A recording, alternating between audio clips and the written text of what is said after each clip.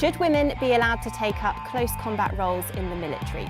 From this month, all positions in the armed forces, from the SAS to frontline infantry units, will be open for females to apply. But it's fair to say that not everyone thinks they should be.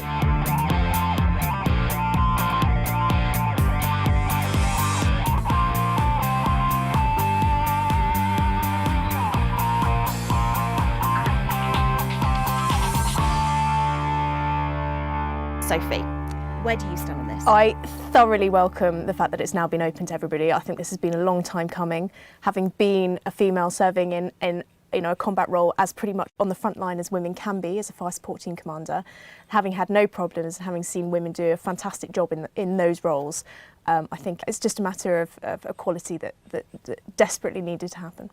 But Judith, you're not quite so sure, are you? Well, I think we have to acknowledge the fact that we're different. And that the whole argument, of course women are doing some fantastic jobs on the front line, and when we don't talk about the front line anymore, and women have proved themselves, certainly. But I do think that we do need to acknowledge our differences and the fact that as women, we don't have the same upper body strength. We don't, and there have been a lot of physical problems, I think, created. And, you know. But surely if we're going to see these positions opened up to both males and females, they're both going to have to pass the same tests, surely?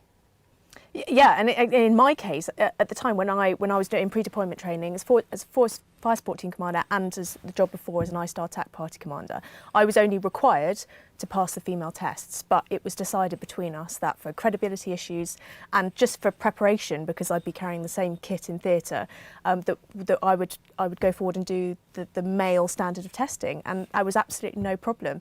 But that's exactly it. There are standards of physical fitness in place, and there's a reason for that, to make sure that the people who pass them are capable of doing the job.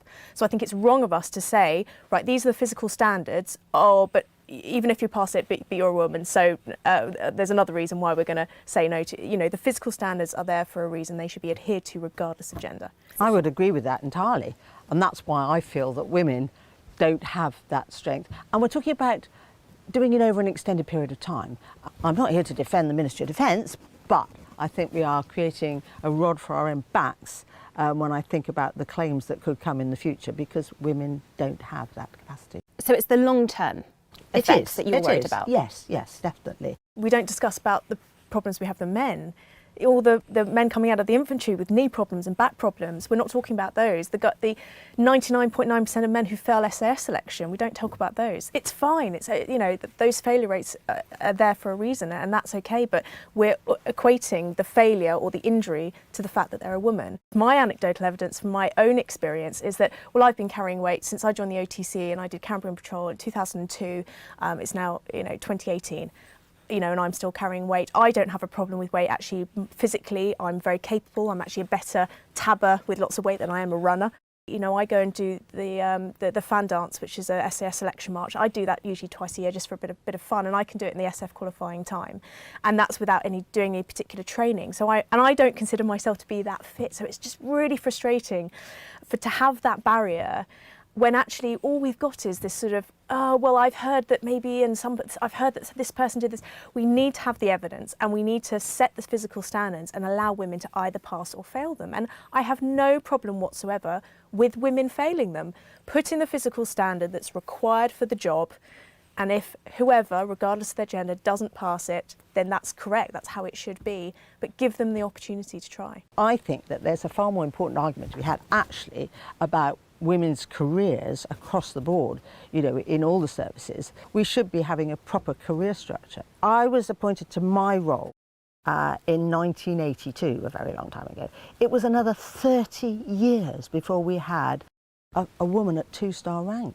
My experience in the Army has been both the most sexist environment I've ever, but also the most equal.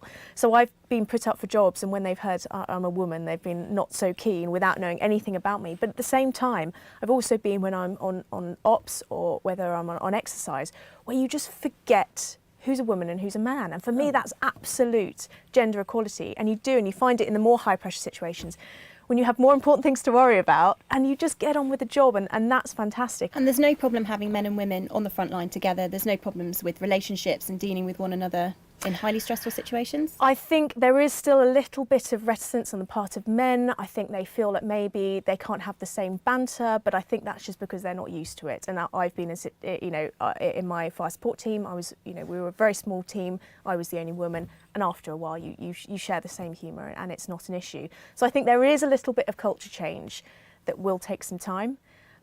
And this is why I'm so, really wanting this to push through, because I've been in a situation and I've seen it happen well, where people have just got used to it, forgotten that you're a female, everybody just gets on with their jobs and there's no problems.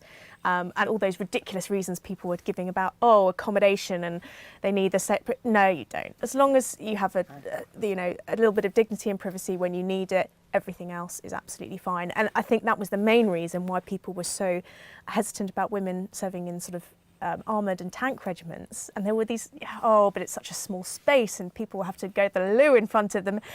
That was just, I'm glad that we've gotten over that now and go, this is ridiculous. This is not a reason to stop people. Absolutely. But I think that's why we're still talking a lot more about the infantry and about the special forces, because I think everybody's realised that all those other roles are fine and there shouldn't be. So I think there's just that little last hurdle. But I think there's that little last hurdle for good reason. And, I just, as I said, it hasn't been tested over any length of time. And I just think the physical demands of infantry. Why don't we have mixed rugby teams? Why doesn't Andy Murray play Venus Serena Williams in open competition at tennis?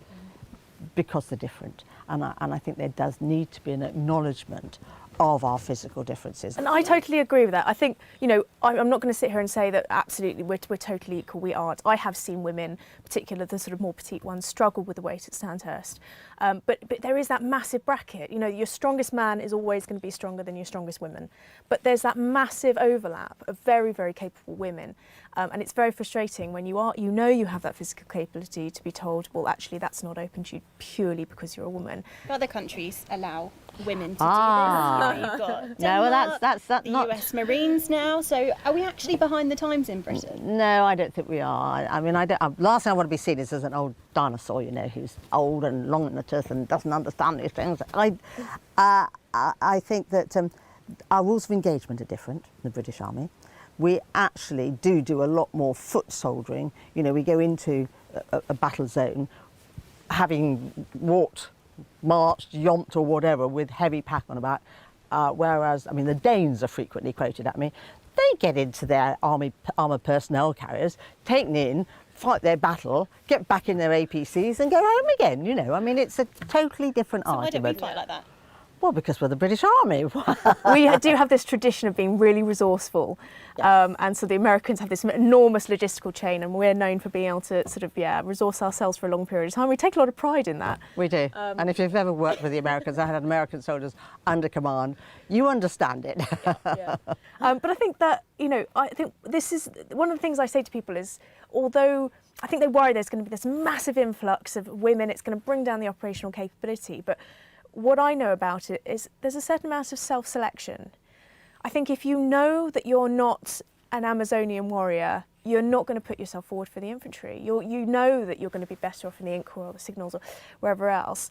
If you are a very fit, strong woman, you want to challenge yourself physically, and those are the kind of women that are going to put themselves forward for these infantry roles. What about relationships then on the front line? Because obviously that's a concern for people. If women are involved, then it might cross boundaries when it comes to that kind of thing.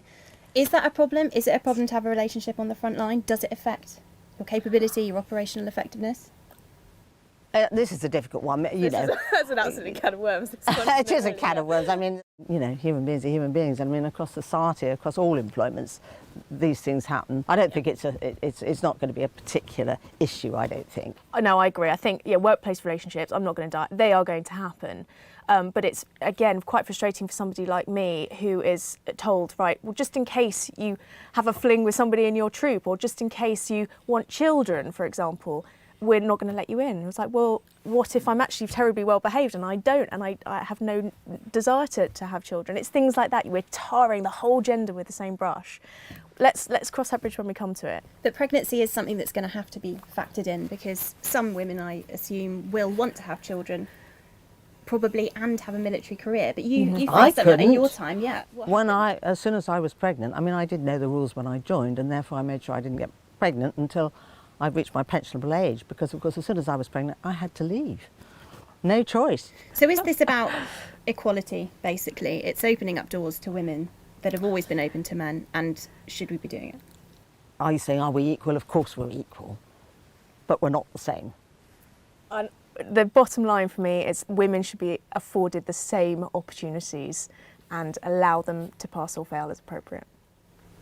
Ladies, thank you very much. Thank you. Thank you. Thanks for watching. We hope you enjoyed this video. Leave your comments below and subscribe to our channel for more military content.